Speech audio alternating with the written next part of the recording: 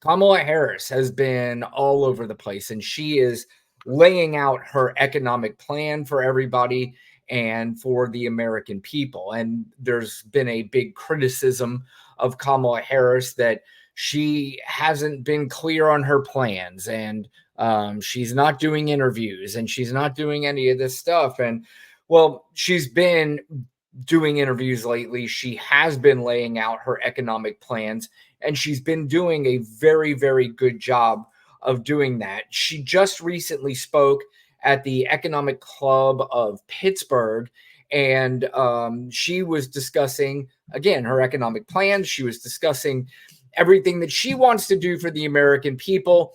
And of course, this is an important subject because the economy is and should be the number one subject for everybody out there when they're voting. I mean, I take that back. It shouldn't be everybody's number one, but this is an actual subject that is important, and we should be listening to both candidates on what they plan on doing for the economy instead of allowing candidates and propaganda media to make you believe that the number one thing, and pretty much put everything else to the side, is going to be immigration. Because as I've said before on this show, I don't even have immigration in my top 10 as far as most important things that you should vote on. But the economy certainly should be in people's top 3 to 5. But Kamala Harris did speak, and this was what she had to say on what she wants to do for the American people, and not just for the right now, but for their future as well. Save up for your child's education, to take a nice vacation from time to time. I want you to be able to buy Christmas presents for your loved ones without feeling anxious when you're looking at your bank statement. I want you to be able to build some wealth, not just for yourself, but also for your children and your grandchildren, intergenerational wealth. Yeah, intergenerational wealth is important because, speaking for her as a Black woman, she and her people have been ripped off of that generational wealth because as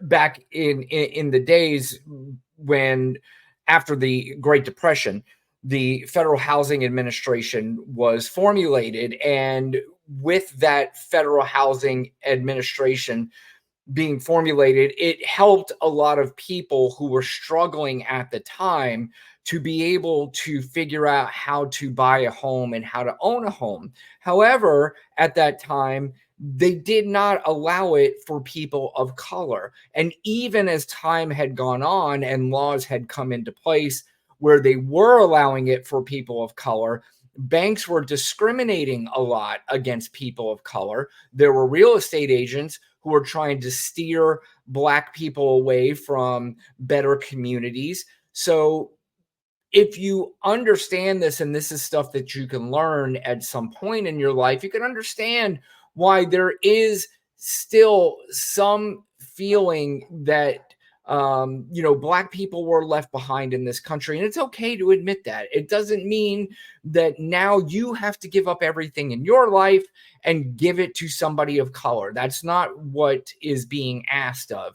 But what is important is that people understand history and people understand where people are coming from. So when you have a community that is left behind for a long time, they're not only left behind in buying homes and their generational wealth, they're being left behind from the educational standpoint. They're being left behind from a financial standpoint.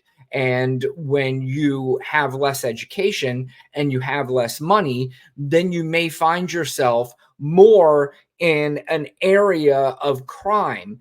And when that happens, you automatically assume that all of the people in that community cause crime. So when that happens, police officers look at you differently, so they treat you differently. And this is what Black people have been saying for decades and decades and decades.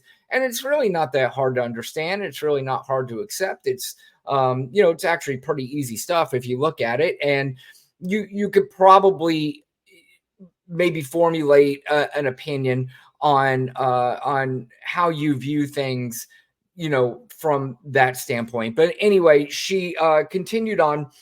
Of course, she had to take some shots at Donald Trump, which she has done a phenomenal job of doing, because what she does is she takes these shots at Donald Trump, and they're not constant, and they're not like this is her whole campaign, but she throws these little darts at him that she knows is going to drive him crazy, but then she always focuses on her and what she's going to do and what she's going to do for the American people. And that's why her campaign has been incredible so far. This is why her campaign, in just a couple of short months, has been able to turn around what looked like a campaign on the Biden side left for dead. And I'm going to talk about that a little bit later.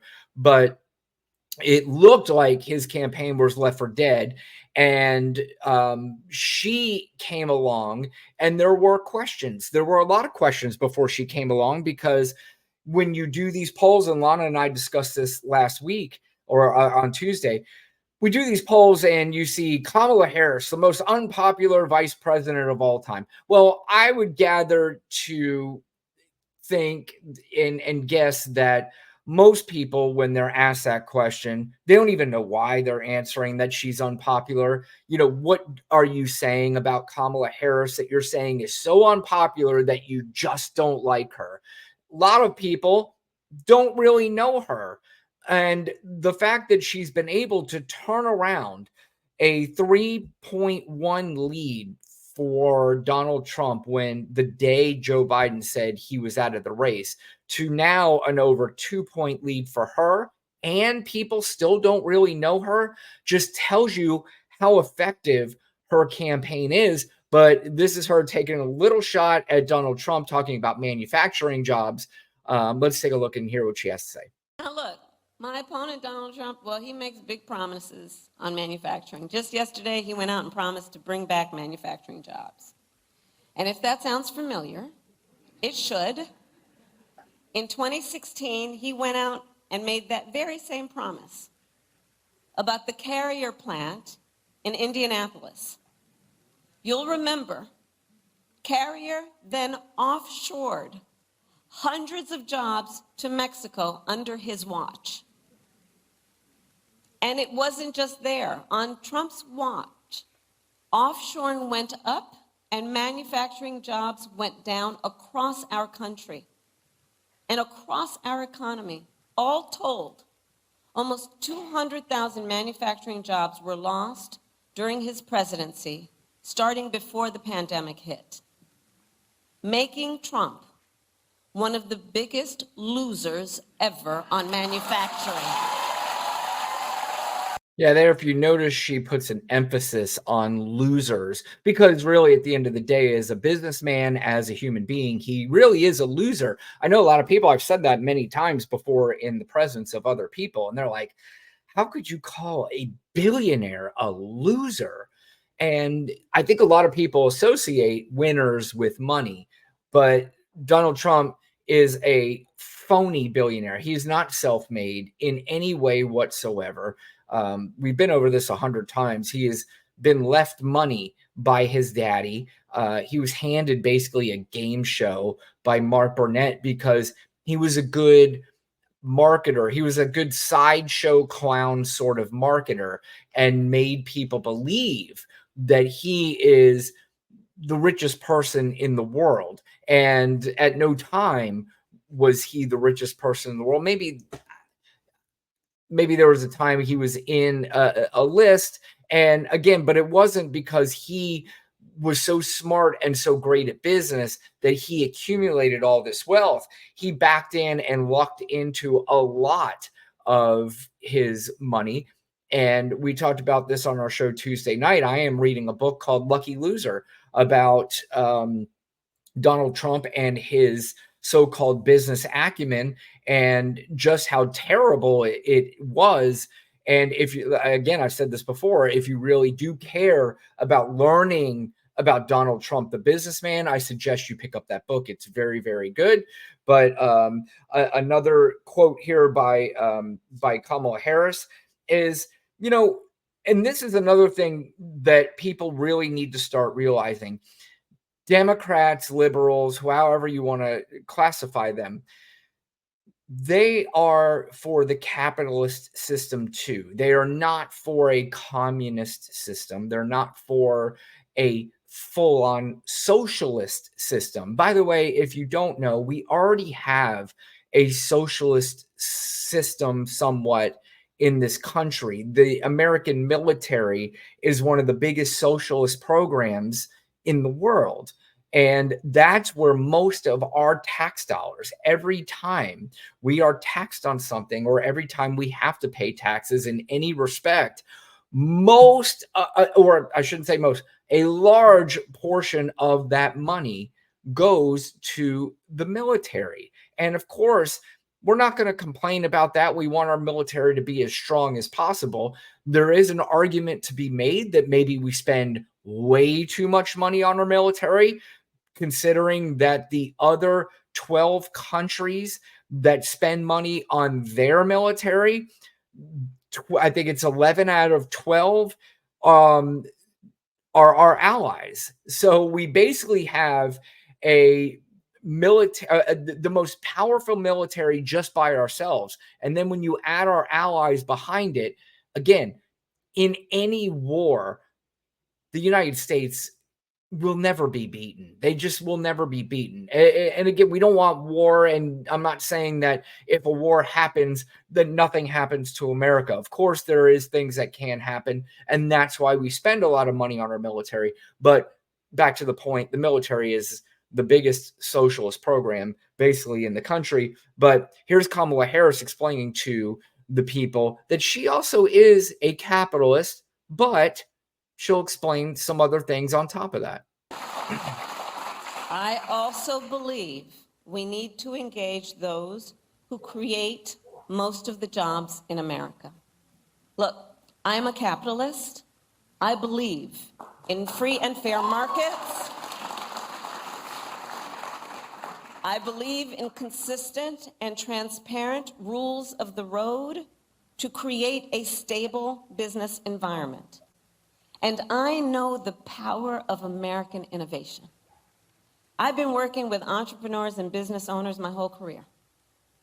And I believe companies need to play by the rules, respect the rights of workers and unions, and abide by fair competition.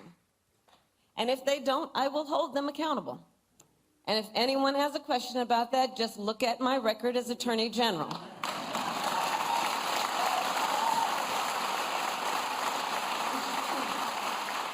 Look at my record in California, taking on the big banks for predatory lending, taking on big healthcare companies for conspiring to jack up prices, taking on a big for-profit college for scamming veterans and students. At the same time, I believe that most companies are working hard to do the right thing by their customers and the employees who depend on them. And we must work with them to grow our economy. I believe an active partnership between government and the private sector is one of the most effective ways to fully unlock economic opportunity. And that is what I will do when I am president. It's refreshing to hear somebody running for president that is clear, concise, doesn't go off on bizarre tangents like her opponent does. She's exactly right. And what I like about that clip and like what I like about what she said is she is calling out the ones who are doing wrong, but she also acknowledges that not all of them are doing wrong. You know, we can't just sit here and say, I'm a finger pointer and we're coming after all of you. She's right, and this is her experience as a prosecutor, is that what she's doing is she's setting up, and she says, "I'm going after the ones who are doing wrong and not the ones who are doing right." And the right-wing propaganda billion-dollar media can do all they want to, and it's working in some extent, but they're doing everything they can to shape her as somebody who's a communist, who, again, if you ask most people what is a communist, nobody really would be able to answer that question properly. There really hasn't ever been a true communist country. If you look at the definition of communism, nobody's really ever done communism the way the definition is of the word. But we throw words out there, and then we irresponsibly go out there and regurgitate these ridiculous claims. And even more irresponsibly, we go and vote on those ridiculous claims.